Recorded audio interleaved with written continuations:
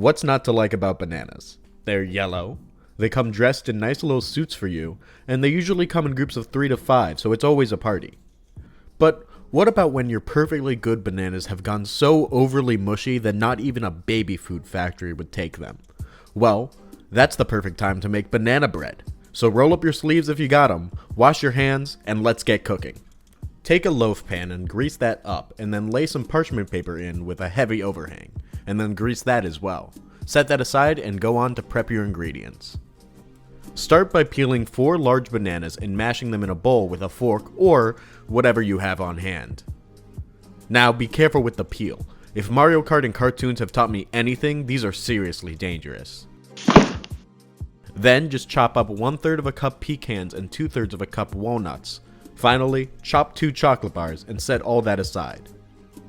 Next, combine 2 cups, 250 grams of all-purpose flour, 1 teaspoon of baking soda, 1/4 a teaspoon of salt, and half a teaspoon of ground cinnamon in a large bowl. For this next step, I'll admit it's a lot easier if you have one of these bad boys.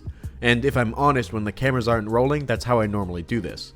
But I know not everyone has the cash or the rich relative to afford a fancy electric mixer, so I'm going to be doing this by hand, just for you.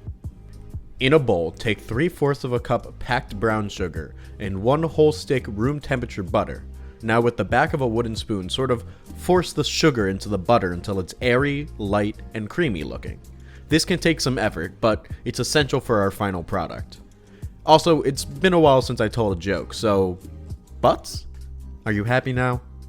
Anyway, back to business. Add 1 egg and whisk until fully incorporated. Then do the same with another egg. Then add 1/3 of a cup whole milk Greek yogurt and stir that in as well. Then take all the other ingredients, the bananas and all the dry stuff, and put that together and mix until fully incorporated. Now is a perfect time to take all the nuts and chocolate and put those in as well. And now you've just got a big ol' mess in your bowl, which you should make a big ol' mess in your pan. Put that all in an oven set at 350 degrees Fahrenheit, 175 degrees Celsius for 30 minutes.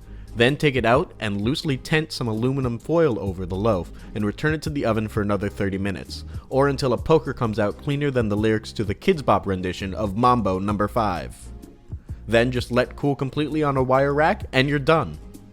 Look at that delicious banana bread. So nutty and banana-y and bready? It's good, trust me. Our total for this cost $7.64, which might sound like a lot, but when you get 12 slices out of this, which are generous slices, that's 63 cents a piece.